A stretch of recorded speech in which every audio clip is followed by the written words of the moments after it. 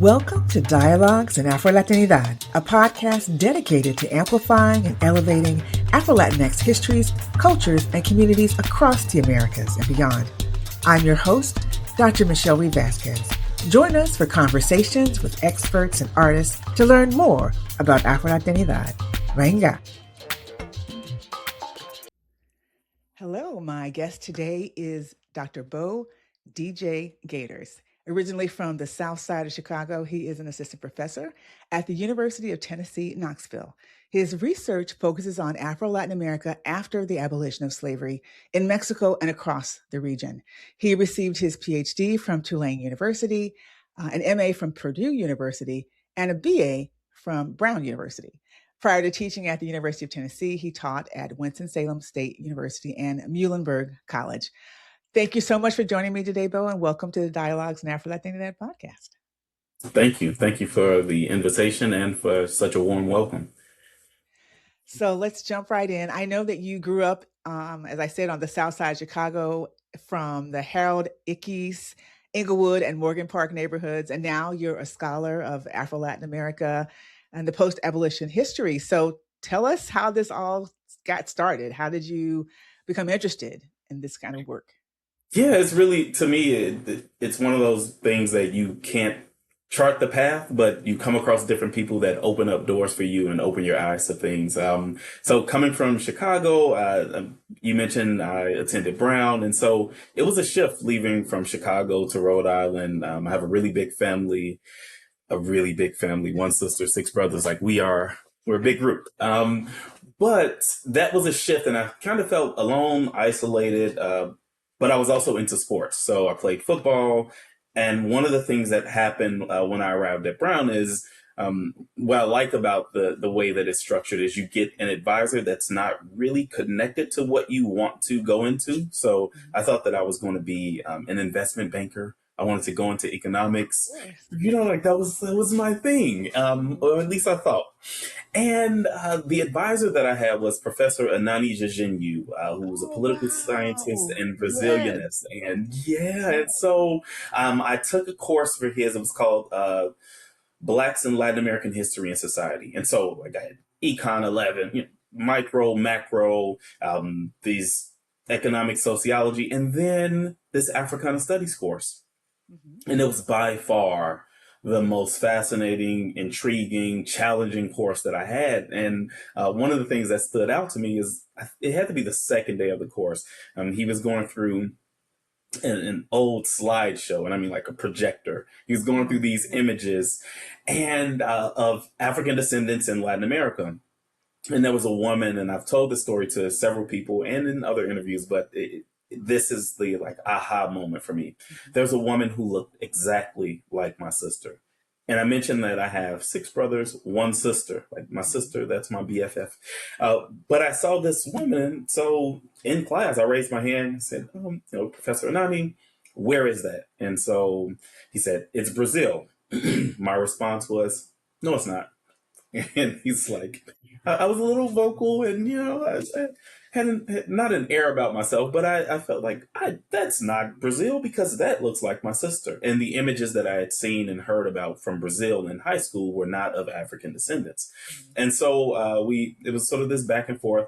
And after class, he's like, yeah, Beau, he said, yeah, I know that's Brazil because that's my picture. Like, I know it's Brazil. Right. And so after class, we had a conversation and I just asked, I said, well, Professor Anani, what language, because I didn't know. It's like, what language do they speak in Brazil? And he said, Portuguese. So, well, can we look at my transcript? What class can I drop in order to take Portuguese? And that's how I know it was early in the semester, is because it was before the drop period for courses. And he said they speak Portuguese. And so we went through, and that was one of the things I said, well, I want to do economics related to Brazil, right? Like I was still on my econ path. And something else that happened that opened the door for me was not so much for Afro-Latin American studies, like that's what opened the door for that, but wanting to become a professor is that in between practice, I would go to Anani's office and just like pass by, hey, how are you? Because his office just felt like such a safe space, a warm welcome. And being away from home, it just felt like, okay, I'm just going to come in here for 10 minutes. I don't need anything. Just wanted to say hi. Um, and at the end of my first year, we had commencement, and there was this line outside of his door. Yep. By the spring semester, I like started doing little things around the office for him, right? Like moving things around, cleaning things up.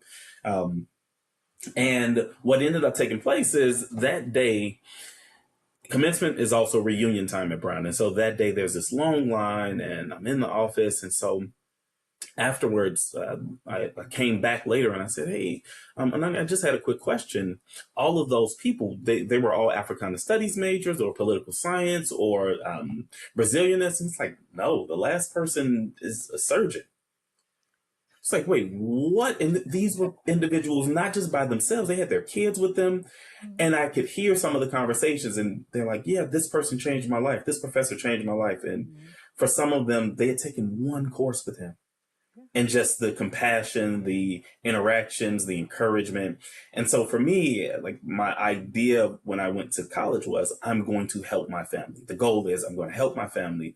And so that was eye opening. And then the last thing that made me want to be a professor was he allowed me to be his research assistant, which really entailed organizing books. And we would have conversations about like, you know, not even just, I mean, just this like photographic memory. I'd pick up a book, oh, what's this?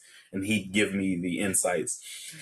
And he would be on the phone sometimes with family members from Ghana and say, oh, well, no, hold on one second. I can help you with that. And then he'd make a phone call. And so afterwards, I was like, you know, I know you're on the phone a lot. I'm not eavesdropping. I just know you're on the phone. And he said, well, yeah, it's family members. It's like, well, you know a lot of people. Who are you calling? It's like, well, former students and people who've helped me and who I've helped. And it just opened my eyes so much to what you could do as a professor in terms of the impact that you can have on your family, but the impact that I saw that he had on those students who were celebrating their 20th reunion, their 25th or their 15th. Like they're coming back to this one person saying, he changed my life, or this class changed my life. And so that for me was like, I want to be a professor. I don't know what I want to teach. I just want to have this type of impact that he was having on me, because I was also so, I wouldn't say lost, but just away from family. And I always felt like I was with family with Anani. We would have our Wednesdays of chicken shawarma, Cadbury chocolate, and chocolate milk. It's such a random assortment, but that was it was awesome. It's like, oh, I know Wednesdays I'm gonna go down and get this. And so that's my long way of answering your question. That's really what opened it up. And I took several courses with Professor Anani, and I just wanted to learn more. But so initially it was a focus on Brazil. No, that's wonderful. That just warms my heart. My story is not like that at all. But have, as I become, especially I think in Africana studies, a professor, that the relationships, and also in Latin American studies, the relationships, the connections you make with the students, the personal connections that you build are really genuine and warm and long lasting. And so and although I certainly did not have any classes with him, I have met him on several occasions, and I did a postdoc at Brown, and just he just exudes warmth and enthusiasm for the work that you're doing, and it is really beautiful energy. Yeah. So I'm so glad that you had this amazing opportunity to work with him. So that's the beginning, but then there's that's the undergrad level. Now there's the grad school PhD. What along that journey? What were some defining moments where you're like, okay? I mean, you said you talk about you wanted to start with Brazil, but you're a Mexicanist. So talk to us a Right. little bit about those the defining moments that kind of shifted you into this your current trajectory. Absolutely. So one thing that happened towards the end of my senior year, I was a Mellon Fellow, and so we had the project that we did at the end, and I wanted to do this project on political parties in Latin America, African descended political parties and politics in Latin America. So right, had Brazil, had Colombia, and I was Mhm. speaking to Professor Jajin, talking to Anani, and in many of the books that I read, there were these like, quick references to Veracruz as Mhm. a port of importation of enslaved Africans. Yes. Just, but really quick, maybe a paragraph, a sentence. And it's like, hey, Nani, I keep seeing Mexico, but I'm not seeing Mexico. We have all these books on Brazil. We've talked about Havana. And he's like, well, there should be some more books written. And he has this way of like nudging you without Mhm. saying you should do it, but like maybe you should look more into it. Finish this, but you should Mhm. look more into it. And so that was my the push into thinking about Mexico. And then when I had applied to all of these graduate history programs, I had not taken a lot of history courses.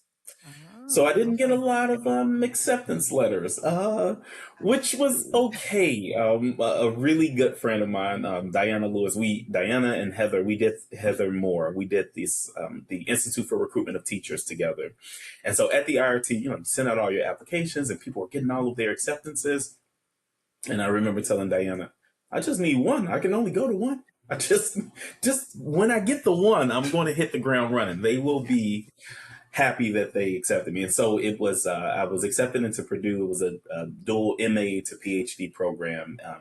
And the professor that I worked with was Charles Cutter, was really focused on archival investigations, critical assessment of footnotes, and Mm. also engagement with legal history. That's really what he focuses on. And so he had been working with indigenous communities in the U.S. and the Southwest and their claims to land Mhm. in reference to the Spanish Empire and transitions, and so like, transition to Mexican territory, then to U.S. territory, and so working with Dr. Cutter, like I gained so much in terms of like the rigor of archival assessment and putting documents together, and then just learning about the history of Mexico and colonial Mexico, and so there was sort of the hands-on archival theory, the practice. Mhm. And while I was there, Dr. Cutter encouraged me to apply to PhD programs. He made the statement. He's like, hey, we don't have a lot of Latin Americanists here at Purdue. We want you to stay at Purdue, but I think you would do well at a space that has other, opportunities, other professors, because you'll take a lot of classes with me. And so we applied. I applied to Tulane and several other schools. I received more acceptances than the one. Mhm. And the thing that took place with heading to Tulane is there were two people that I wanted, well, multiple people that I wanted to work with. But Guadalupe Garcia and Justin Wolf were two, like, those, this is who I want to work with. Mhm. Mhm. And I went to visit Tulane. It was either late February or early March. Either way, there was still snow on the ground in West Lafayette. Okay. Oof. And then I arrived to New Orleans with palm trees. I think Yep. the decision was kind of made when I got off the plane, but Mhm. had a great conversation. Professor or Justin picked me up from the airport, and we had lunch. And so, then I ate in New Orleans, and that just added to I it. mean, come you on. know, and then he took me to the Latin American Library, and then we had a conversation about African descendants in Latin America, and his work is on African descendants in Central America, and so like seeing that, it's like, oh well, I really want to focus on Mexico, and I saw the overlaps, and just working with him and Dr. Garcia, like working with Justin and Lupe, like they also gave me that, and at Purdue, Chuck or Dr. Cutter did the same thing, gave me that warm feeling. I've been really fortunate in that regard. Mhm. But being there at Tulane was extremely helpful in a couple of ways. One, it was the first place that I like taught my own self-taught course. Mhm. And one thing that stands out is that Dr. Garcia Guadalupe, she did my review. So she came to class, she sat in, and she was like, "Oh, you built a really good rapport with the students." But right before that, I was taking a class with her. And, you go to professor's office hours, and I went to her office hours, and she said, "What's going on?" "Nothing. I'm here. I'm having a good time. My class work is going on." She's like, "Yeah, I'm confused. You have a lot to say in your written work, and a lot of that would ruffle some feathers in class. You have different perspectives. You don't say any of that in the class." And right in a 3-hour graduate seminar, she's like, "You don't say, the most you say is, 'Oh yeah, I agree with that.'" It's like, "But I read your reflections before class, and most of those things you don't agree with. So you're going to have to do one of two things. Either speak in class or speak in class." Like, she really, I remember walking down to her office, and I left and I was like, "Oh, well, one, my thoughts and how I'm engaging this is valuable. And two, like, oh, she sees me. Like, I thought I could like hide out and like, oh yeah." Because I was getting, the check plus and all of the responses in my written work. It's like, "Oh, I'm good. I just need to turn this in." It's like, "No, this is not, you're supposed to be engaging and discursive." So, so getting to Tulane was really helpful because it pushed me to be more conversant and to stand on, like, okay, I did the research, or I read these scholars and this is what I think. And the other part was for the Mexico piece, Yes. is that after my first semester, and for most of us, after our first semester, we were supposed to go on these site visits. Yes. The department funded, right? So go on these site visits, and I remember Dr. Wolf saying, "Oh, you are going to go there, and I want you to explore the space. Your idea is Veracruz. You wrote this proposal, and I based it on Chicago, right? So it's like, oh, and I believe African descendants." So it's like, oh, hypotheses. "I believe African descendants live on this side of the city, and this is what I've read. So with the outside of the walls, I had all of this." And he's like, "So go to the archive, but don't do any archival research. Let them see you. Get to meet the archivists, but don't, like, get to see the city. See if you could live in that city. Like, get a feel for it. Go to Mexico City. If you're going to do Mexico, then go. Then that's where you need to be." I was in Veracruz and I saw so many people. It was just such a fluid city that made me say, "Well, oh wow, what was this like in the colonial period? What was it like during the period of enslavement? What was it like during the War of Independence and the abolition of slavery? And like, what was Veracruz?" And so that really drew me in. And I went to visit the capital city. I went to visit the capital of the state of Veracruz. I went to visit Jalapa, and on the um, I guess we'd call it like the state building. They have this mural to all of what they consider the most important people to the state of Veracruz. It is 2 stories high. It is beautiful.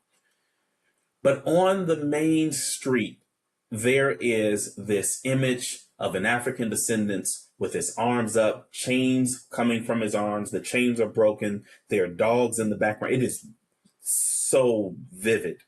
And then on one of the chains, it says, the first free city, or it's not ciudad, but it has first free city, and then primer pueblo libre. That's what it has. And so I'm looking at this, and I was like, this is 2 stories. Like, everyone sees this every day. This is not only a history here, like, this is a vivid representation on the main street, on what some would consider the most important building in the city and in the state.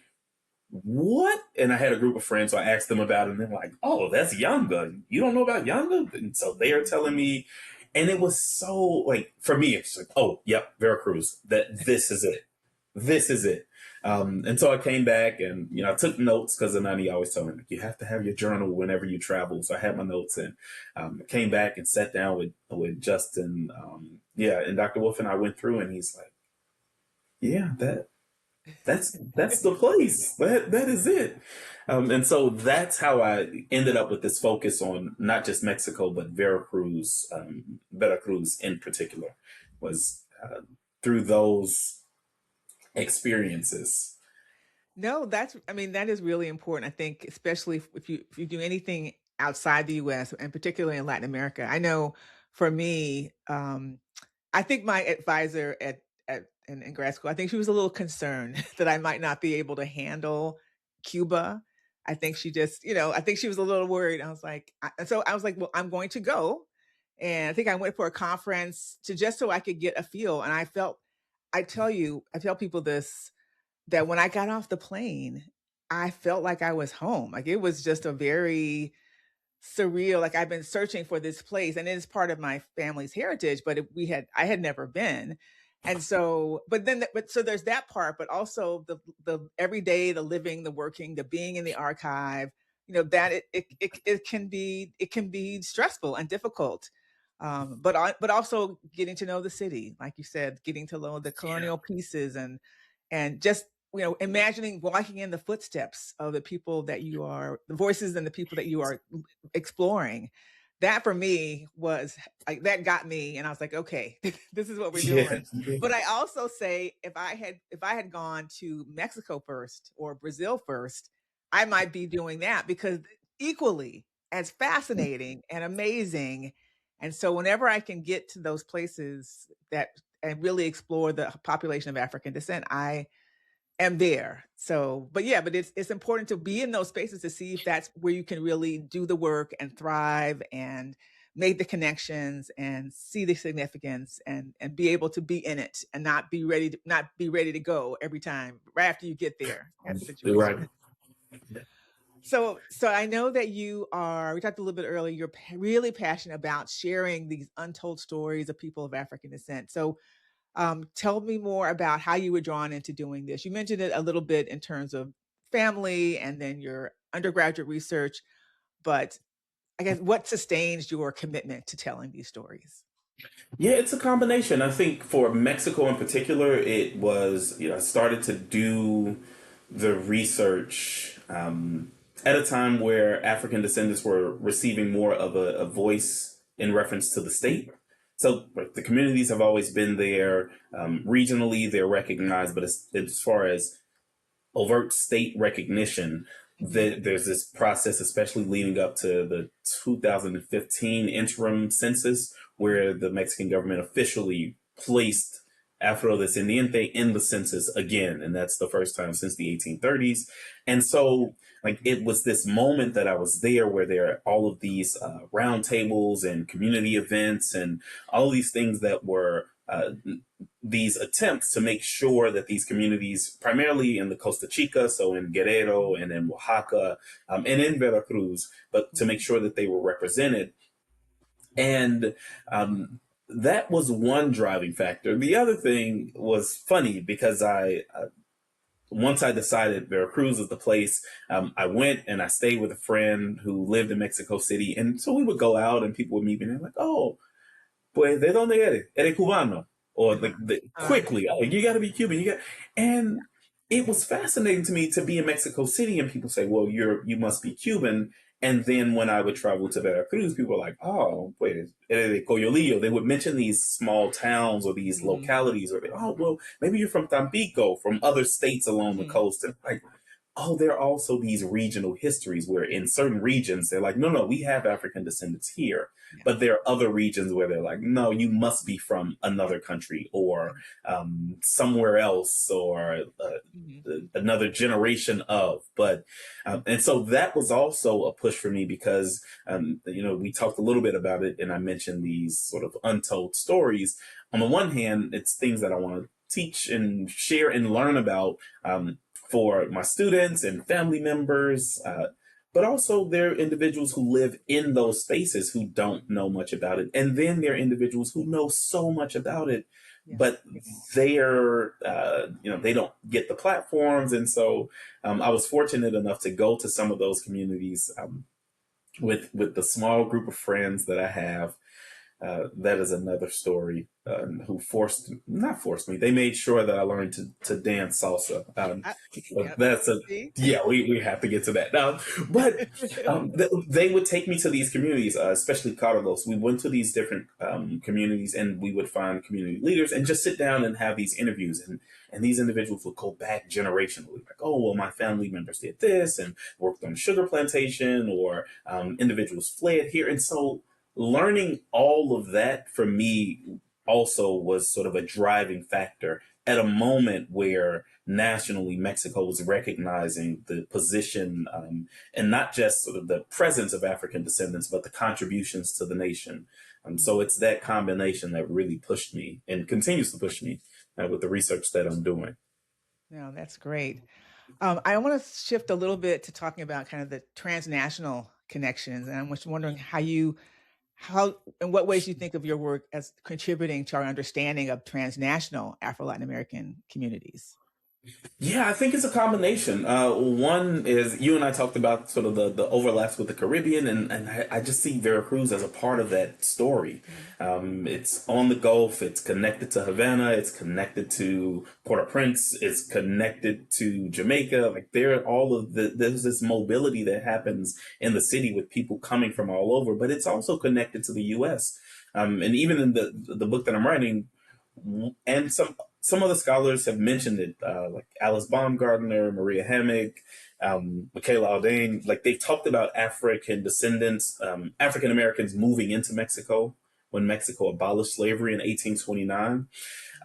And so that is a part of a transnational story. But one of the things for me is that these African Americans are not just fleeing to a space that abolished slavery, they're going to spaces that have communities of African descendants. And so part of the book looks at not just African Americans who are going to Veracruz, but the spaces in Veracruz that they end up are heavily populated with African descendants. They're neighborhoods. They get the types of jobs that African descendants have in post abolition. And so Mexico is tied transnationally to this space of abolition and slavery. And with the British abolishing slavery in 1834, they're connected to Jamaica and what happens there. So for me, Mexico is especially Veracruz, is woven into this transnational narrative in a variety of ways. The sailors who are traveling from Veracruz, they're going to different places. And so for me, it speaks to how sometimes we can have these sort of rigid national or imperial boundaries Yes. without engaging the fact that you have all of these people who are moving into these different spaces. I as a like an archival aside, one thing that stood out to me, I was looking through the 1791 census for Veracruz, which is done towards the end of the year, and they have all of these people who have just arrived, Yeah. and they have France as their arrival. Um, and so it begs the question, right? The Haitian Revolution is starting in 1791, but they have enough funds to purchase homes in certain areas in the city.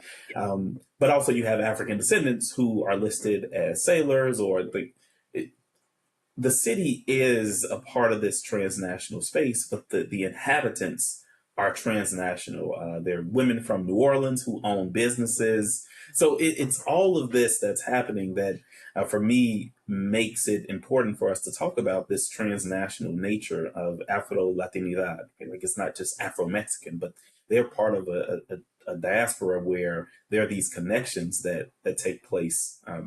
Upon arrival, and for many before they arrive. I mean, they're directed to certain spaces in certain cities.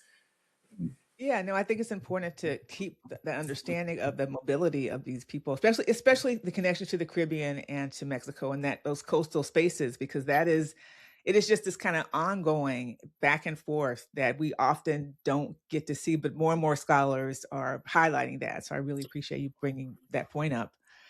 I also wanted to get into given that and what we talked about. What do you think are some of the most urgent issues for Afro-Latin American communities, either related to your work in post-abolition or other aspects of what you've been looking at?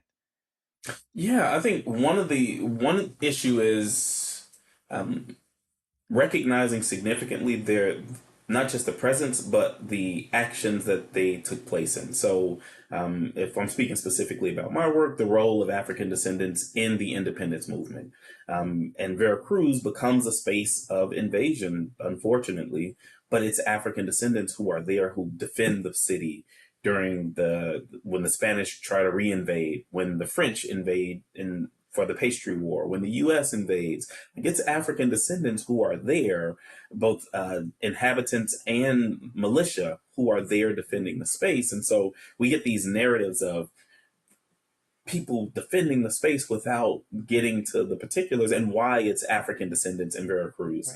Right. And for the colonial period, it's African descendant militias who are in some cases stationed in Veracruz because of outbreaks of yellow fever, Mhm. and other tropical diseases, that there's this notion that they are immune to it, and so they send those troops there. And so, I mean, I know it's just right, right. craziness, but Oh, that's common rhetoric across the colonial period for sure. absolutely. But they're there, like they are the defenders of the port. And so that's, I think, a crucial space to understand. So when we're talking about present day significance, like some of the largest battles that we talk about, or even some of the defeats, it's African descendants who are literally on the front lines, who are the inhabitants.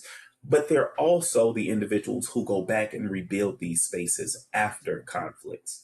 And so, on the one hand, it's that, and so that's the conflict side, but also culturally, the contributions, linguistically, the contributions in terms of food, the contributions in terms of family structure. I mean, there's this range of contributions that African descendants have in these spaces that also need to be recognized, and yeah, that also needs to be recognized. So for me, it's like you see them when you look, but Yes.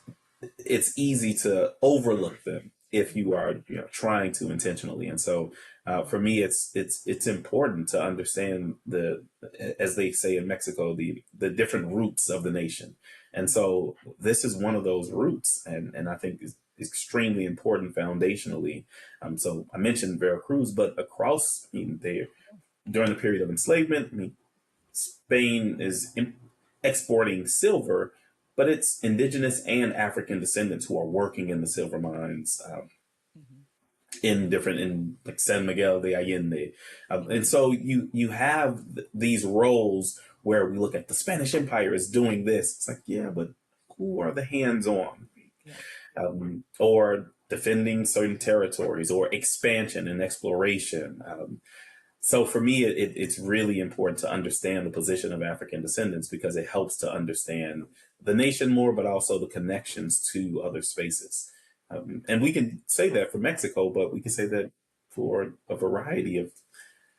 Yeah, Yeah. no, absolutely. I'm just making me think about that whole visibility and visibility piece, and particularly not just not in historically, but also in the contemporary space too. Like this, there's this ongoing discourse about the absence of, or the erasure of, and what what your work is saying is continuing to build upon the foundations of, to say these, no, these folks have been, have continued to be here, do the work, build the places, um, expand the culture, contribute to the cultural evolution. So they should, I mean, and like you said, just thinking about that mural, like if we can just have that everywhere, there would be so much, like that visibility would become much clearer. But as you said, people think it's the blackness is only in one part of Mexico, or and it's a very small part. So if they encounter it anywhere else, it's got to be por fuera, something from the Yeah, outside coming absolutely. in. So yeah, no, I think this is really critical. The historian in me, it certainly says that this work is critical, because if we don't think that they were there in the past, why would people think about their contributions in the present? So, well, we could certainly talk all Yeah. day, but I wanted to, as I ask everyone, I wanted to ask, in addition to your own work, and I'm looking forward to your book coming out very soon. What other kinds of resources would you recommend to people interested in learning more about what you do or other topics related to Afro-Latin American history or studying Yeah, that? I think there's a range of resources. One, I mean, people are already listening to this podcast, but I would refer them here. But they're also, I mean, for Afro Mexico, Pablo Sierra Silva's work on urban slavery in colonial Mexico. I mean, if we go back, like Herman Bennett's work on colonial blackness in Mexico, or Ben Vincent's work on the militia in Mexico. And so I think those are some really good resources. Um, Yeah, I think those are some really good resources when we think about African descendants in Mexico. But I have become more of a fan of like looking at cinema, and not to say that it gets everything, but like older films in different places, like Black Orpheus or Orfeo Negro in Brazil. And so like that's one thing. So I'm suggesting it, although I'm sort of the surface level still getting into it. But for me, I've been curious about the representations in terms of the visual of African descendants in Latin America. So I would say looking at different films and finding sites where community organization is happening, where community organizers are talking about the presence of African descendants. Wonderful, wonderful. We'll definitely get that information up on our website. Well, it's been a pleasure. Thank you so much for joining me today, and looking forward to all the good work coming out from you for the future. Thank you. I really appreciate the invitation, and I enjoyed the conversation. Thanks for listening. Be sure to subscribe and hear more episodes of Dialogues in Afro-Latinidad on Spotify, Apple Podcasts, and YouTube. And go to michellereedvasquez.com to check out our episode resources and learn more about the Afro-Latinidad Studies Institute.